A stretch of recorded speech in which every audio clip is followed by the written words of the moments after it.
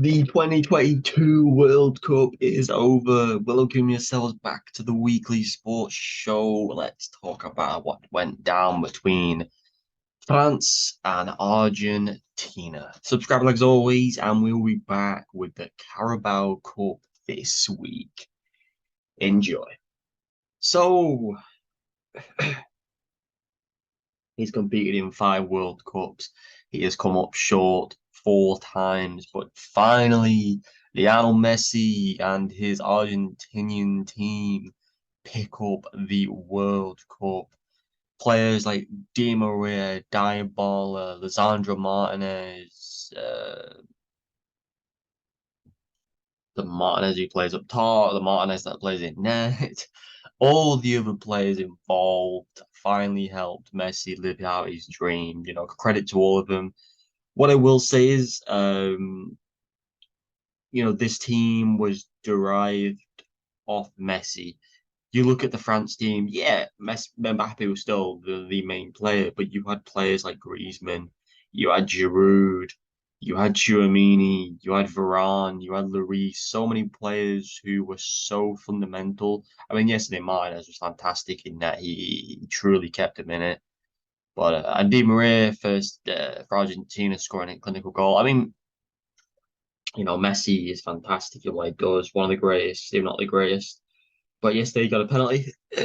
He's a pen merchant in this competition, but his assists speak for itself. He's got a tap in. But what Mbappe did yesterday was fantastic, and I still think Mbappe should have been the one to walk away with it yesterday. But I won't sit here and say I'm annoyed that Messi won because I'm glad I got to witness this guy lift the World Cup.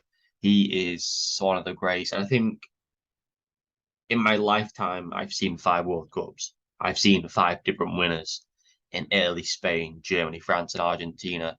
I think that's brilliant. Um, Messi's the first Argentinian leader to win it since Maradona. I think that's a credit to himself, and it's a payoff after you play for what is it, however many years, 16, 20 years in this competition. Um, it put Ronaldo's legacy to bed in many ways because this guy now has the World Cup, the Copa America, multiple Champions Leagues, the most Ballon d'Ors in the world. He's won La Liga, Syria, not Syria, Liga. I think he won Liga. Did he lose last year? Can't remember. He's won everything basically that a footballer can in the league he's played in. Um, his ability on the ball is second to nothing. His teammates, some of them were a lot better than I thought this year. Di Maria is probably one of the biggest heart and souls of this team. Um, is it? Is I think Lissandro Martinez the centre back? Yeah, it's Lissandro and Lautaro Martinez. The names are so close. Lissandro Martinez obviously didn't play in the final, but he was one of the heartbeats of this team. He was fantastic. Um, I think what I do disagree with is that I believe an Argentinian player got young player of the tournament, and that's bollocks. It's absolute bollocks. How is it not like Tchouaméni or Bellingham or I guarantee you there was probably a billion players more than the Argentinian lad that got it. It's laughable. Um, just because you win the tournament doesn't make him the best youngster. Messi wasn't the best player of the tournament, and Mbappe was. But yet Messi got player of the match 5 games in a row, I think, for Argentina, which wasn't true, which wasn't factual. It just, he wasn't even the best player on the pitch today. He wasn't the best Argentinian player on the pitch today. It's laughable just because you score a penalty and a tap in doesn't make you the best player on the pitch. Yes, just because you are the greatest player of all time doesn't determine if you are the best player on the pitch. I get that it has to go to an Argentinian player. But by that right, Martin actually got it. He saved them right at the end of the game. He saved them on multiple occasions. This is why it's so annoying when you hear Messi Ronaldo's name because they're on the pitch, they're going to get awards, they're going to get this, that, and the other, and the depreciation of the other players don't matter. I think Martinez is an absolute prick in there, by the way. You know, the mind games he does, the insults he was doing, the stuff in the dressing room he did and said towards Mbappe. It's I don't understand why people have to be arseholes towards people. It's like, they've worked harder and or just as hard as you guys. Show your respect. Don't be arseholes or salty about it. You've won the tournament. I do want to obviously give a shout out to Alvarez, a fantastic competition for him. And people saying he should start for City, I still think he's not correct. He's a fantastic talent, but he needs to earn his place. Some fantastic talent at City. He's not better than Foden. He's not better than Haaland. He's not better than Mahrez. I still would put Grealish above him because of his experience and his ability on the ball. Um, Bernardo Silva, there's multiple places, but Alvarez is he's got a very good future, and I can't wait to see more of him. Um, but yeah, France just balled it on the penalties. Mbappe was fantastic. Lloris was just shit at saving those penalties. Some of the most basic penalties ever from Argentina, and they just couldn't save them. But huge congratulations to the Argentinian team. It's been a fantastic tournament. It truly has.